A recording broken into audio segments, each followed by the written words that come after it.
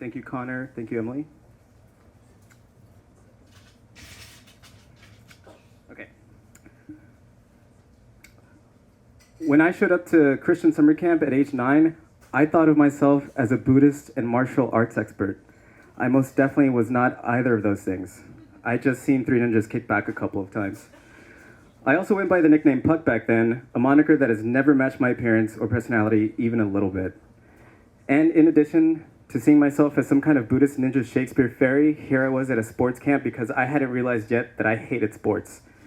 I mention all of this to impress the fact upon you that even for a 9-year-old, I had remarkably little idea of who I was. Luckily, the thing about Christian summer camp is they have no problem telling you who you are. I'm not just talking about the religious stuff. That's only one piece of the puzzle. Christian summer camp can be your one-stop shop for a complete identity. What to wear, what to read, what parts of yourself to be ashamed of, and it's all of them. They will give you an entire standard issue heteronormative Republican to be, and because you're 9 and you don't know who you are yet, but you strongly suspect you might be a loser, you'll say, "Thank you very much. What else can you tell me about me?" This was the mindset I was in when they told me I was an alpha. My second day at camp, a counselor walked up to me with a clipboard and said, "Okay, Puck, looks like you're with us." And then he smeared some red face paint under both my eyes, gave me a thumbs up, and said, "Alpha all the way, man." Standing next to me was a kid with blue streaks on his face, and even though I had no idea what any of this meant, I somehow sensed that he was now my enemy. The system was explained a couple of minutes later. Everyone at camp got sorted into one of two teams, the Alphas and the Omegas. Alphas wore red, Omegas wore blue. And this wasn't like a Hogwarts sorting where the houses you get sorted into correlate to your personality. It was completely random, but taken every bit as seriously. And whichever side you were on, your duty became to defeat the other side in all things. I still have absolutely no idea what it means to be an alpha apart from wearing red. The counselor whose job it was to initiate us never explained it. Instead, he jumped straight into talking about the Omegas. He was like, "Guys, those Omegas have been saying all this stuff about you. They say you can't play. They've been saying you're scared of them. Is that true? Are you really scared of them?"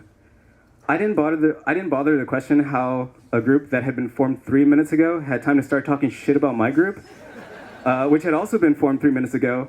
I just let the rage funnel out of me because how fucking dare those blue-faced assholes call me scared. Never underestimate how quickly you can make people hate each other if you just supply them with red and blue face paint. So we all stampeded to the gym to take part in our first Alpha versus Omega challenge, which they were calling extreme basketball. Here's how it worked. One Alpha and one Omega would each get harnessed up and suspended from the rafters where they would try to make a basket. Obviously, we all wanted to be the ones shooting baskets in the harness, but as it turned out, only counselors were cleared for that job. Our job was just to cheer them on. And apparently, it's really hard to get a ball into the basket from half court while suspended in midair. So for the next 40 minutes, we watched our counselors throw brick after brick after brick. Extreme basketball is a terrible game, but we just kept cheering our side and booing the other side anyway until we were blue in the face. I didn't put together then, but this was the secret behind every Alpha-Omega rivalry. Most Alpha-Omega events objectively sucked. They tended to involve big, ridiculous spectacle games like this that sounded way more exciting in theory than they actually were in practice. And most of these games could only be played by 2 people, with the rest of us relegated to the role of cheerleaders. There was an Oreo eating contest a couple of days later, for example. It sounded fun, but what it amounted to was just watching 2 people binge eat Oreos while the rest of us ate nothing. The only reason we failed to notice how lame it all was is because we were too busy shouting down the opposition. We had to be louder and prouder than the Omegas, and they had to be louder and prouder than us. See, we both thought our team was Gryffindor, and we both thought the other team was Slytherin. But the truth is, we were all just a bunch of Hufflepuffs getting corralled around by a couple of crafty Ravenclaws. One time, a counselor who I now realize was massively hungover said, "Okay, kids, we're gonna see who can be quiet the longest. Alphas or Omegas, go." And we totally went for it. We just sat there in dutiful silence, and after like 20 minutes, I got so bored I poked an Omega kid with a stick to get him to make noise, and they lost. Then we played another round, and that same Omega kid poked me with the stick, hard enough to break the skin, but I stayed silent, just to let him keep stabbing me. Nothing will make you more willing to ruin your own life than hate, and God, did I hate the Omegas. Because hating things is a shortcut to identity. I constantly daydream about getting picked to actually participate in one of these Alpha Omega challenges and winning it all for my side. I'd score the final point in whatever ludicrous game we were playing, and suddenly life would turn into the end of every Mighty Ducks movie, and I'd get to be Charlie and Goldberg and Keenan and Emilio Estevez all in one. But that sweet fantasy was overshadowed by a paranoia that maybe one day I'd get picked to play and lose to an Omega in front of an entire camp. The fear of that hypothetical kept me up at night. I figured that if that ever happened, I'd get the bottle of multivitamins from my Foot Locker, swallow them all, and then just start walking into the woods. I never did get picked, though. Clearly, whoever was doing the picking thought I worked better as just another painted red face in the crowd. It scares me to know I have it in me to be such a diehard. If those are the lengths I was willing to go to complete, if those were the lengths I was willing to go to for a completely manufactured rivalry at a summer camp, I hate to imagine what might happen if I ever got caught up in a real out-and-out war. And maybe it's because of this fear that I've spent my adult life on the fence about pretty much everything. Whenever I see people sorting themselves into tribes of red and blue, I stay the hell away.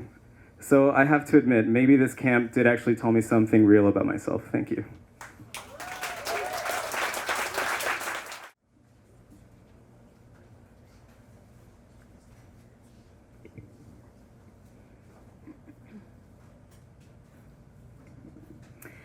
I thank the driver and I get out of my Uber. Walking up to the bar, I text my date that I'm here. I pause a minute to collect myself before going in, and he walks out. He seems nice enough, and he looks basically like his pictures, except he's shorter, whiter, and stockier, but he seems polite.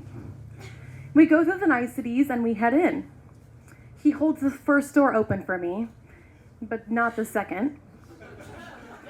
At the bar, my date asks me what I want to drink. I'm not familiar with the taps, but I look them over like I'm trying to make a decision, and he chimes right in with the advice. You have to try this Vietnamese coffee beer. They have right now. I have it every time. I don't drink caffeine. I haven't for probably 5 years now. It's not a religious thing or a health thing. I just stopped drinking it one day, and now I don't drink it anymore. My date is wildly animated, as if he's had 15 of these Vietnamese coffee beer specials. We get our drinks and we stand awkwardly at the bar alongside empty bar stools. I take a gulp of my beer, bracing myself for the getting to know you part of the date. He starts right in. He tells me where he's from and where he's lived his whole life. He wants me to know the most important things about him. The most important thing to know about me is that I'm really honest. After he says this, he laughs, which is weird,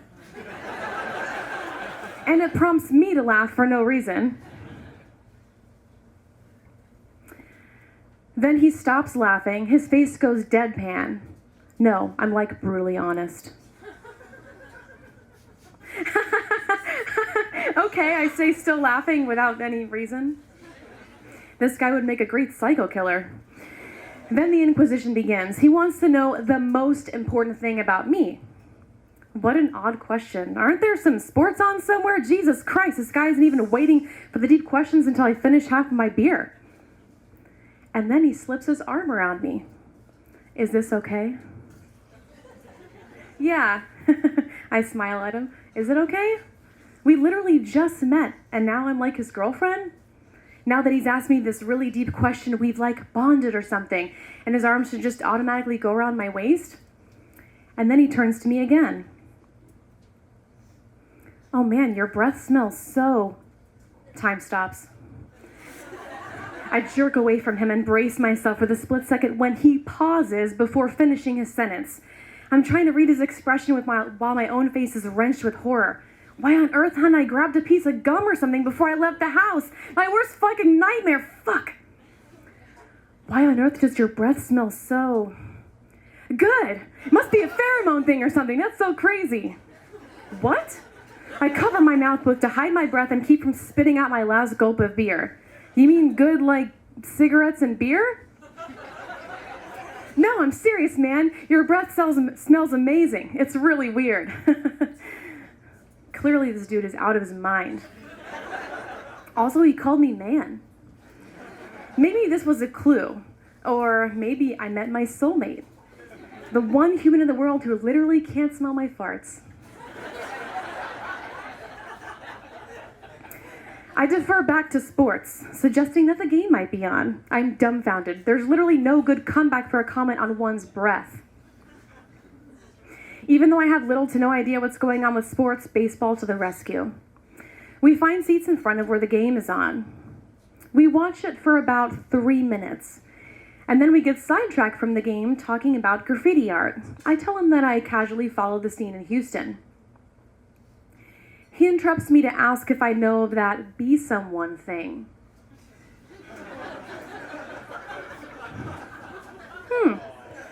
Do I know of the be someone thing? The iconic landmark painting on the railway bridge over I-45 South heading into downtown Houston that touts the message, be someone? Yeah, I'd seen it. He lowers his voice and he moves closer, looking over his shoulder before continuing. That's me.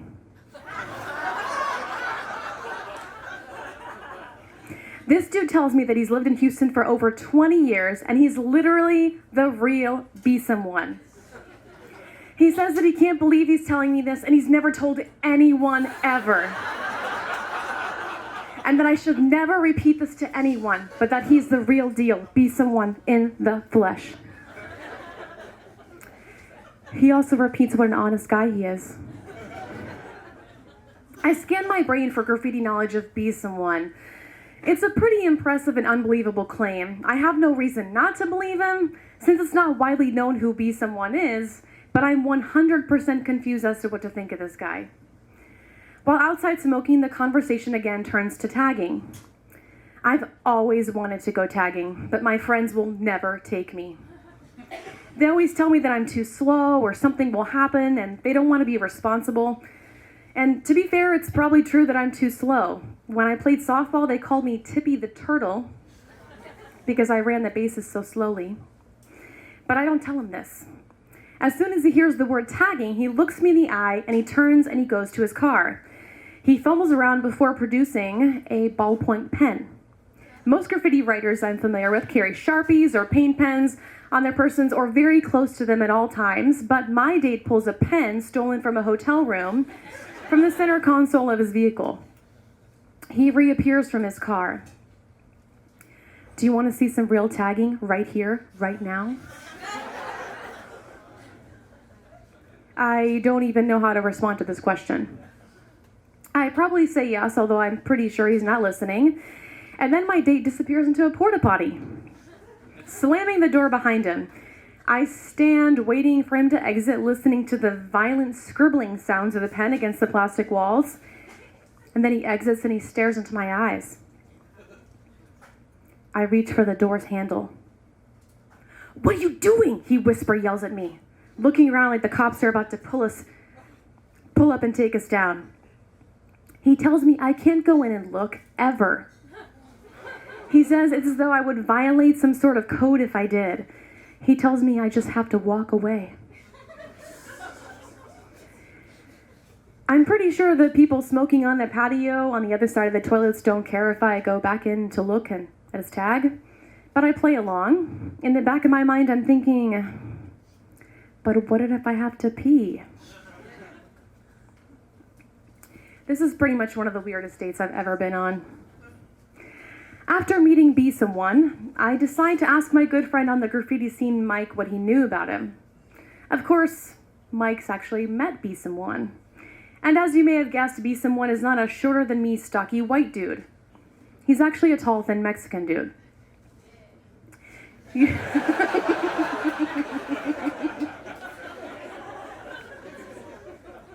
You should have seen the look on Mike's face when I told him I went on a date with a guy who claimed to be someone. He was shocked and laughed his ass off. I repeated the entire story for him, adding the part where my date went around the bar, pointing to the regulars and letting me know that they were actually well-known graffiti artists like himself, but not to stare. You know, it should have been a red flag when he kept insisting he was such an honest person. Only liars restate their honesty so frequently. But the real kicker was that he was so adamant about how good my breath smelled. Thank you.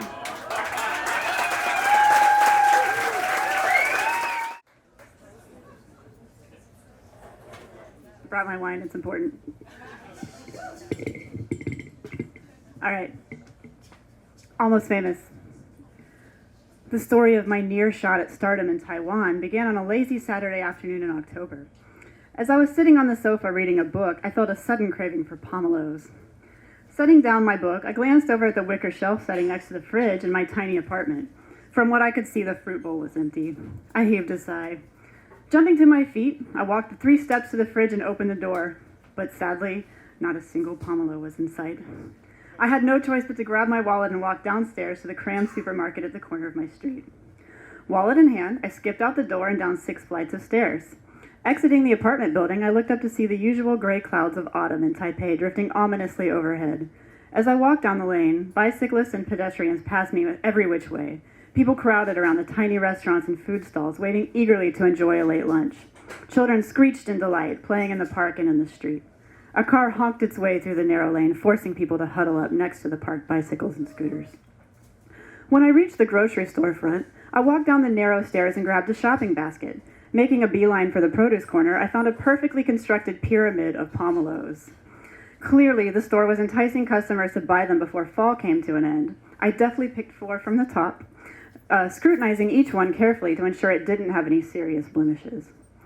Figuring I might as well take a stroll around the store and pick up a few extra items, I walked back towards the back of the store when a lady in her early 40s approached me.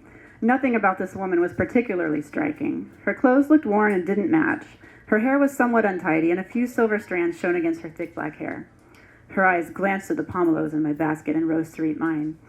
She asked abruptly in English, "Where do you come from?" "I'm from the U.S.," I replied. "You have a lot of pomelos," she commented conversationally. "Why do you have so many?" Laughing, I replied, "Because I had a craving for them. I really love pomelos." She chuckled along with me. Once our laughter died down, she said, "My name's Sherry. What's yours?" "I'm Sarah," I answered.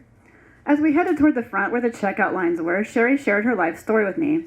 Showing me photos of her family, she told me she married a foreign man and had both a boy and a girl. From the photos I saw, it appeared that her husband was quite a bit older than her. As she flipped through the photos on her phone, she showed me photos of her kids modeling. Sherry then explained to me that she was in the neighborhood for business. She was a talent agent and specialized in scouting foreign talent. Thanks to her efforts, these foreigners appeared in commercials, TV shows, and movies. Then she said, "You're very pretty. Would you like to share your contact information with me?"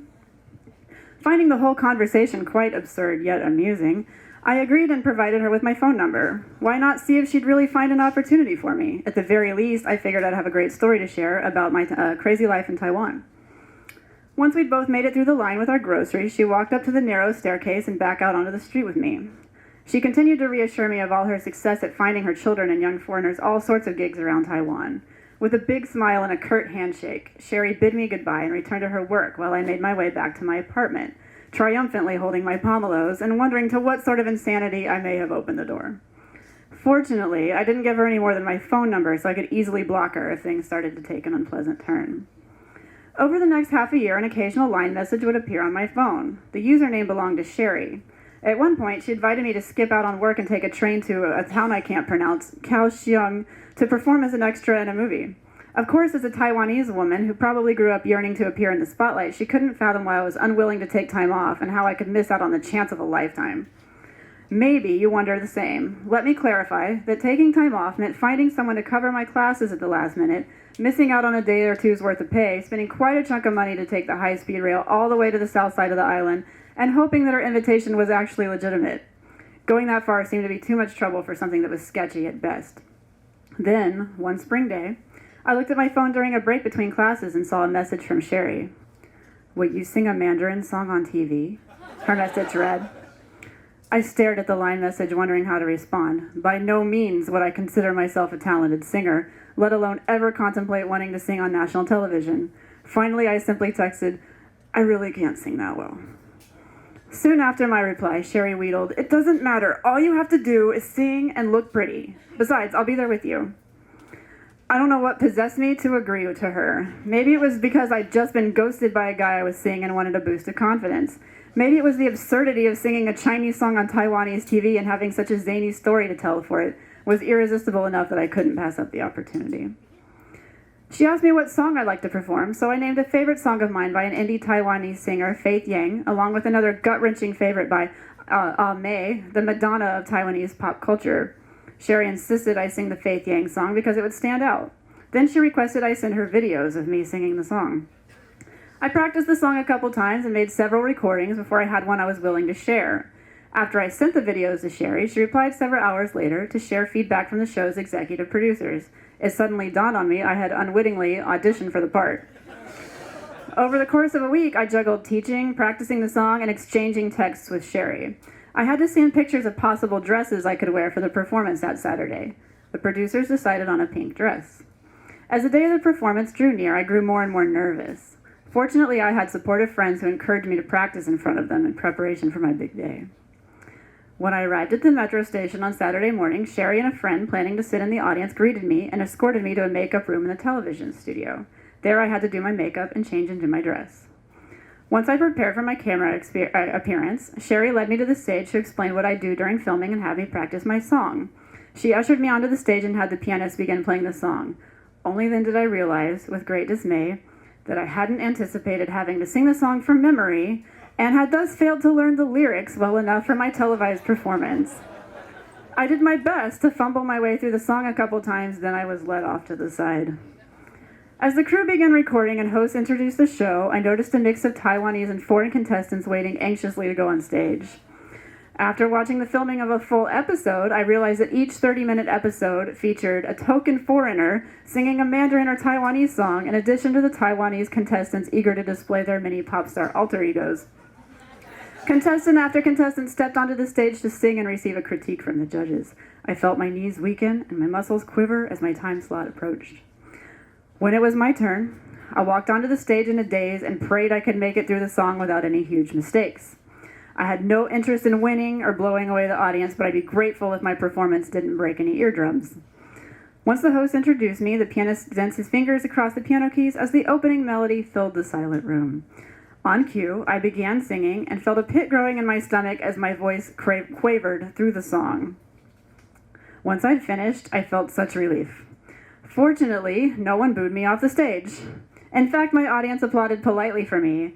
Patiently, I listened to the judges critique my performance, my whole body feeling like jelly. To my great surprise, the judges had nice things to say about my voice. One of the judges even told me to practice a little more and invited me to come back on the show when I had mastered the song. They unanimously agreed that I wouldn't win any prizes this time around because I was too nervous, but still appreciated my efforts. The host then asked the audience to give me one last round of applause and gestured for me to step off the stage.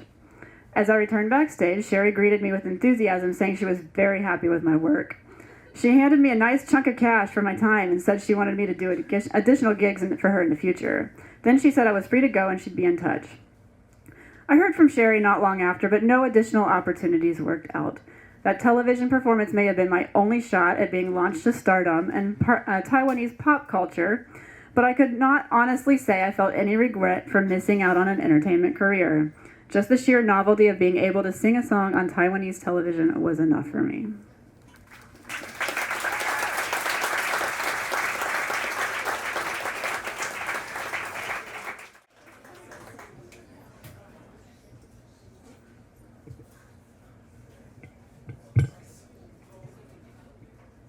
No, I don't like that. Here we go. It was 5 a.m. I knew what to do. I knew to call 911 for the 5th time this year. I knew to have my wallet, keys, sweater, cell, charger, phone numbers written down, backpack, change of clothes for her and me, and some change for the coffee machine. When the paramedics finally arrived, I knew to give them my mother's medical stats, her age, allergies, blood pressure, medical history, and that I'm her daughter. I knew I shouldn't dwell on how hot the paramedics are and how unfair it is that it's 5 in the morning and that they were all clean cut and saving lives and I was in a giant Bugs Bunny t-shirt and cowlick of hair. I held my mother's clammy hand in my left hand and clenched open and closed with my right in the ambulance. I felt my knuckles crack over and over again from an old boxing accident. My mother ignored the pain in her chest for a moment and looked at me and asked me, "Mija, are you all right?" Her eyes were glassy, face pale and mist with sweat, as she looked at me with concern. I could barely hear her over the siren. "Sí, ma, I'm all right." "A luchar," she said, which means to struggle. We got to the hospital and the siren turned off. I walked up to the white painted line on the floor behind the gurney my mom is on, where a well-armed police officer told me I can't go with her beyond this point, and visiting was allowed in 2 to 3 hours. I already knew to kiss my mother on the cheek and to tell her I'd see her soon and that it would be okay. I knew the sun would rise in an hour, and I knew the perfect chair to stay warm in the morning light. I knew that in my backpack, my textbooks were becoming novels. I knew that I was failing out of college. I knew I was angry at everything, at her pain, at her, at myself for being angry at her, lost at the idea of losing her, and I didn't know what I was doing or where I was going. I promised myself as a child that my life would be full of books, men, and adventure. All I had were books. I waited. Hopefully she would be released before the sun set, but I didn't hold my breath. I wondered if this is what it was like for her. In this exact hospital, I came down the same corridor, holding my stomach in pain, wheeled into the ER and looking up at the nurse who was yelling at me, "When was the last time you had sex?" "I'm 11, I'm a virgin. I think it's my appendix, it's on my right side. It really hurts and I think I'm gonna die." And she said, "So when was it?" Her fake upbeat cheeriness rang out to me as I spasmed in pain. She never apologized, never even looked at me. I remember that later I was in so much pain that I was trying to bash my head against a wall in the hallway after hospital staff forgot about me. My mother was there holding my hand. Years later, she told me that a doctor found me in the hall and talked to her in broken Spanish where I was asking where I was born. Then she overheard him telling a nurse in English, "Take care of her. She's an American citizen." It turned out to be a twisted ovary and a 2-pound tumor. I would have another surgery 2 years later at age 13 to take another tumor. In surgery, I dreamt of my cousin Nico who died 2 months earlier. I wanted to go to her across a river of mud. I screamed out for her as I struggled, but she stood on the riverbank and said nothing. I woke up, missing my right ovary, another tumor, damage to my womb, leaving me unable to get pregnant, and told never to have children. Since then, I made it a point to speak English as formally as I could. I noticed people gave me more time and more information if I enunciated and stood still as possible, doctors and lawyers especially. My brother once looked at me in disgust after speaking to a bank teller. "You talk white now." I didn't move while shame flooded my chest. Sometimes I wonder who I was before I stood still. The doctors got used to me asking questions and translating so much that they started asking me to translate for other patients in the ER. I always agreed because it gave me more time with my mom and because everyone always looked so scared that it distracted me from my own fears. I would say things like, "Su ataque del corazón no fue tan serio." Your heart attack wasn't that serious. "Si no tomas tu medicina, vas a morir." If you don't take your medicine, you are going to die. In the case of an aneurysm, I mimed my head exploding and said, "En el cerebro," in his brain. I was asked not to translate after that. As best as the doctors could guess about my mother's condition, it was a combination of her organs just not giving a damn anymore. She had a thyroid condition that wouldn't be diagnosed for another 2 years, that triggered other conditions and ambulance bills that were ranking up to $25,000, and nobody could figure out why. My insomnia got bad.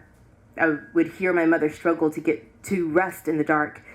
When I did sleep, I would dream of putting my hand into my mother's torso and physically pulling up my mother's pain out like a magic surgeon. It was black, sharp, and alive. When I woke up angry. I knew it wasn't her fault, but I knew it was also her. I was so angry at her body for betraying her, so angry at myself for my anger, so lost at the thought of losing her, so afraid I would one day leave and be too afraid to come back. Gallstones. A sonogram that they finally approved showed gallstones that triggered a series of symptoms that looked like heart attacks. All we needed to do was get surgery to take it out, and we'll be done. But we weren't covered for that. She couldn't have that until her gallbladder went septic and burst to require surgery, but hopefully not too late, and she could die of septic shock and make sure it's actually her gallbladder and not her heart, or else she'll definitely die. So after this umpteenth time, she declared, "We're going to Mexico. We got to get this taken care of because I can't keep doing this." And I thought, Mexico? You came here from there. Houston has the best hospitals and the best medical center in the U.S. Mexican hospitals are literally punchlines to jokes and places to wake up without kidneys in bathtubs of ice. She looked at me and said, "A luchar," which means to work. She bought 2 bus tickets. I told my friends that I'll be gone for a while for her surgery, and they joke that hopefully she'll wake up with both her kidneys and no balloons of heroin. Because, Mexico. I called off of work and told them a relative died because the jokes had a better chance of being original. They were not. After a 24-hour bus ride through the Mexican desert, that's 12 bootleg Keanu Reeves movies dubbed in Spanish, by the way, we arrived at a small rural town in the middle of the desert in front of a hospital. It was shaped like a beehive with a dozen hospital rooms accessible from a ramp that spiraled into the sky. There wasn't an elevator, and the ramp seemed to hum with the reverberations of nurses' footsteps. The inside was bright and lit from the skylight in the middle. It felt almost like a cathedral. A nurse came up and spoke to my mother directly. They had her room ready, and the doctor would see her soon. In the natural sunlight of my mother's hospital room, one of the best gastronomic specialists in the country came in and spoke to my mother about her options. He talked to her directly. He didn't even look at me. The doctor spoke to her at length, then turned to me. "Take care of her for a bit longer, and we'll start surgery in a minute." $1,200 later, they rolled her into surgery, and a bit later after that, they brought her back out. She was resting peacefully when the surgeon came out all smiles with a bowl in his hand and waved me over to see inside. It was her gallbladder. In there, in the bowl, like a little purple plum floating in water. This is what was hurting her. He took a scalpel and cut her gallbladder open. Little black stones spilled out like coins from a purse. I reeled. In my mind, I imagined her pain like a monster I had to grab, rip out, and crush with my hands. And when I finally saw it, it was so small and pathetic in comparison. His smile was even bigger when he asked and leaned in, would you like to take it with you, Miss Valdivia?" And I said, "Yeah, of course." So he presented me her gallbladder and stones, floating in formaldehyde in a Gatorade bottle. It still had the label on it, lemon lime. It's disgusting, and it's the most beautiful thing I've ever seen. My mom was groggy and recovering in her room. For 2 days, I slept on the concrete floor next to her bed. I woke up from time to time when she cried out in pain as the medications wore off. I listened to church bells from the many Catholic churches. I prayed for the first time in a long time as I watched her sleep. I prayed for no infections and no regrets. And on the 3rd day, we took the trip back to Houston. As she gingerly got into a taxi to take us to the bus depot, she winced and slowly moved in. I gently chastised her. "Ma, a luchar," to survive. 3 Steven Seagal movies later, we were back on the U.S. side of the border. Border Patrol got on the bus and checked everyone's documents.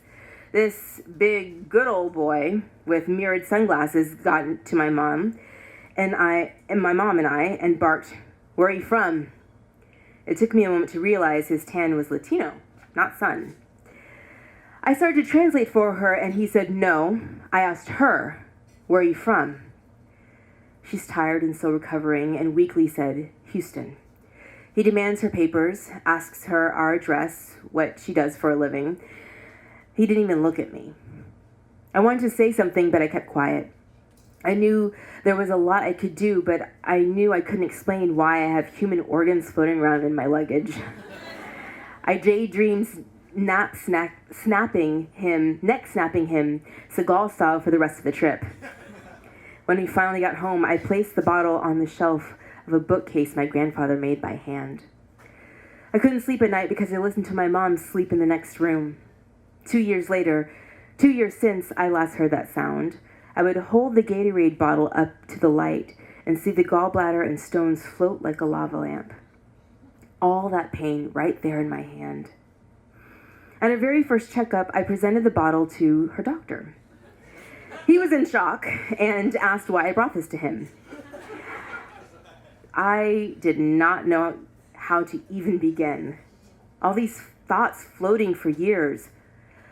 Why was I a translator? Why were there so many hospital rooms? Why was it so hard to do? Why is she more of a person over there and I'm more of a person over here? Why do people keep asking me what I am, where I come from, and what she is? Why don't you look at her and talk to her? Why only me? What I thought about more than anything else was that she came here before I was even born. She opened her own business in one of the most dangerous neighborhoods during one of the most crime-heavy times in Houston. She faced down gangsters who held knives to her, and she said, "Leave, because I don't have time to clean up blood today." She stood by her convictions and her faith when everyone in her life mocked her for it. She raised her children and her grandchildren with pride and morals. She took an oath in front of a judge and lived up to all of its highest ideals that oath invoked. Why was this so hard? I didn't know how to express this to the doctor, so I told him the only thing I could. Because my mother is an American citizen, and you need to take care of her. Thank you.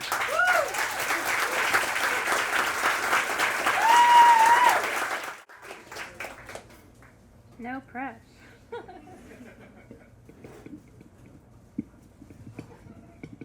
Is this me?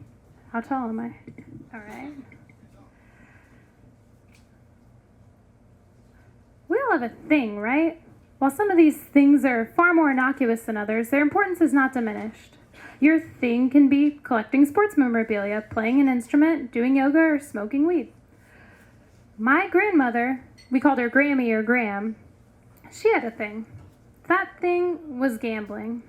Now, don't start thinking this is some sad sack story about my poor old Grammy falling into financial ruin due to her awful gambling addiction. My Gram knew what she was doing. Well, sort of. Just to be clear, my Gram wasn't sitting in a dark, smoky room alone, calling Vegas every few minutes, telling them to put it all on black or anything like that. Her gambling, while a large and important part of her life, was truly banal. A victimless crime, you could say, but that all depends on what your definition of a victim is. My Gram's gambling consisted of one game in which she participated daily, known as playing the number. The way the number was determined varied from city to city along the East Coast, depending on which organization was running the game, but the way the game was played did not change. The particular number my Gram was trying to guess daily was the last 3 digits of what the stock market would close at for the day, while just a few cities over, or just a state over, they went by the last 3 digits from the total amount made at the horse track for the day. When you wanted to put money on a number, you would call your local bookmaker, or in some cases, you'd have to go to the bar where the bookie posted up to place your bet in person.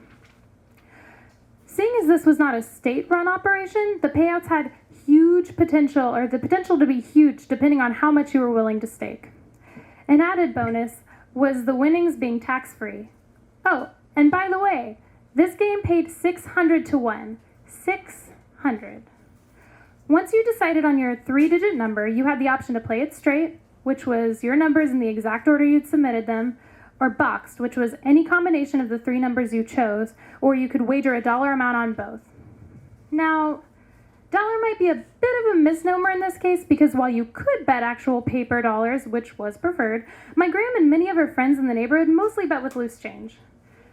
Sometimes her bets would be 25 cents on straight with a nickel on the box. Other times she could only afford to put a nickel on straight and 2 cents on the box. And then there were the days where she could afford neither. If she was lucky enough to hit the number, her potential payout would only be a few dollars, but that was huge for her. I'm not sure if hearing about my Gram gambling with pocket change is sad or endearing, but it wasn't like she was gambling away the company payroll or skipping meals to play the number. Like I said, as long as you don't consider yourself a victim, it's a victimless crime. Playing the number was more like sort of a community building activity. It brought everyone closer together, leveling the field across the neighborhood. You either won or you lost. Mostly you lost, but everyone had the same chance as anyone to win every once in a while. Everyone who played had a unique way of coming up with his or her daily number, and my Gram was no exception, relying primarily on 2 methods. One was some kind of equation she came up with that to this day myself and my family have no idea how it works, and we're not entirely sure she did either. My dad used to joke that amidst her unique mathematical approach, she proved God didn't exist several times and would have to start over. The second method was dream numbers, but everyone who played was subject to this. There was the obvious where if you saw a number in your dream, you had to play it the next day, and then there were the dreams that you needed a book to translate into numerical form. For example, if you have a dream about a deer running in the snow, you bet on 223. Or if you have that weird sex dream where your mother's face appears on the girl's body, well, you best be betting on 627 first thing in the morning. Then you should seek counseling. My Gram had 3 different dream books, and each gave her different numbers for the same kind of dream. I'm still not entirely sure how she decided which book to go by, but I'm sure that if she were here today, she would still not reveal how she chose. My Gram lived in the Steel City of Pittsburgh. My family moved to Texas when I was 6, but we visited regularly and we talked on the phone weekly. My dad would always jokingly ask Gram if she'd cracked the code and hit her number yet, to which she would reply she was almost there. One evening, my dad and I were watching the movie A Bronx Tale, and a scene in which a bus Robert De Niro is driving passes by the camera with the numbers 7141 on the side. Out of nowhere, my dad says, "You should call your Gram and tell her you had a dream about that number, but take one off the end."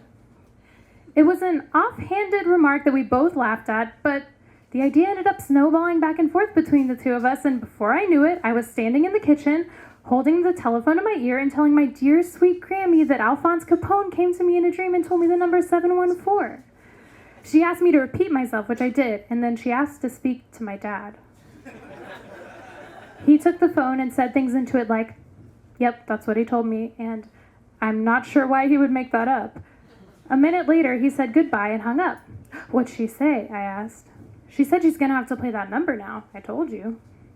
We chuckled and returned to our movie, almost instantly forgetting about the whole thing as a lazy afternoon dissolved into evening. The next night, the phone rang after dinner, and my dad lifted the receiver from its cracked yellow cradle. "Hello," he said. "Oh, hi, Ma." "What? Oh, you're shitting me. What?" From the one side of the conversation I could hear, it sounded like something terrible had happened, something so horrible my dad was having trouble conceptualizing it for some reason. He took the phone away from his ear and passed it over to me. "Your grandmother wants to talk to you." I braced myself for the bad news as I took the receiver. My Gram told me she had played the numbers straight as well as in the box, and she had hit it on both to the tune of $2,800. Before I could even congratulate her, she got very serious with me and asked if I had dreamed of any other numbers lately. She told me it was very important I tell her if I had. I was unprepared for this odd request, and I told her I hadn't, but if I did, I would let her know.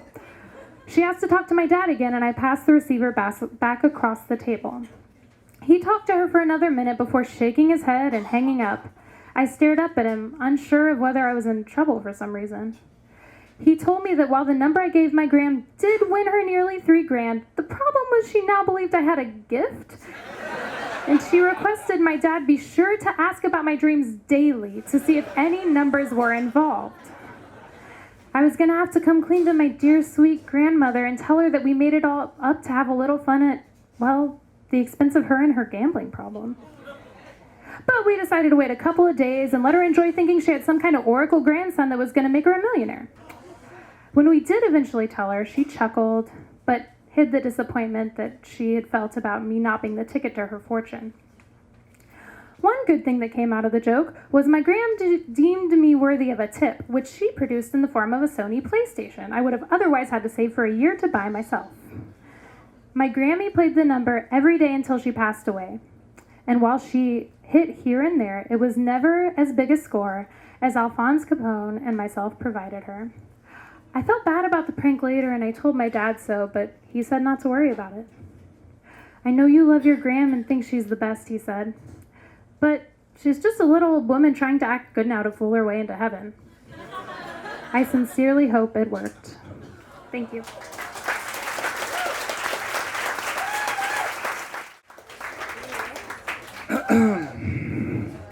All right. Let's do this. No, let's do this.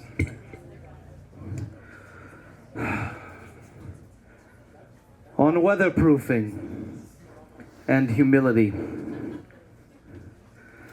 I emerged from my early afternoon shower, steamy and scrubbed, put on my summer weight robe and staggered into my darkened bedroom. I'd just gotten back from a punishing leg day at the gym.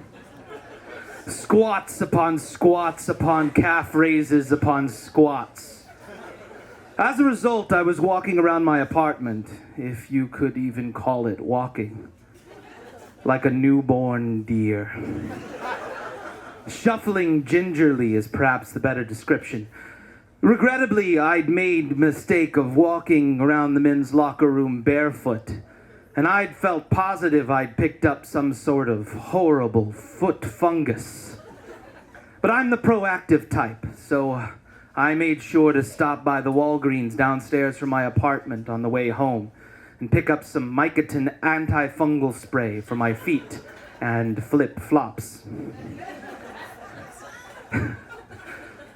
With my bedroom lights off and the shades drawn, I shuffled to my dresser and picked up the short can of antifungal and gave my sandals a thorough spray. I then gingerly lifted my feet and made sure to spray the soles of my feet and all in between the toes.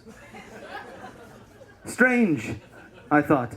This feels greasier, even wavier than I expected. Perhaps this was what the extra strength version feels like. I'll admit that I was also dealing with some jock itch at the time, owing mostly to my increased time at the gym and the fact that I'd been, on average, a lot sweatier than usual over the last 6 weeks. But I was down 10 pounds and feeling great. I felt like I walked straighter, and was even feeling confident enough to ask out the cute little blonde in my Spanish Civil War literature class. We were going out Friday night, and if this was the major trade-off, well, then so be it. So I gave my crotch a hefty dusting of the extra strength Mycotin as well.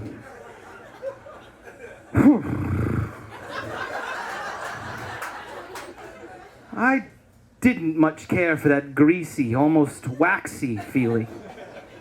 But the can assured me that it was quick drying.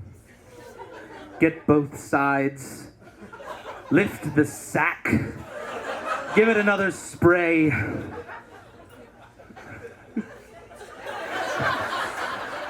And done.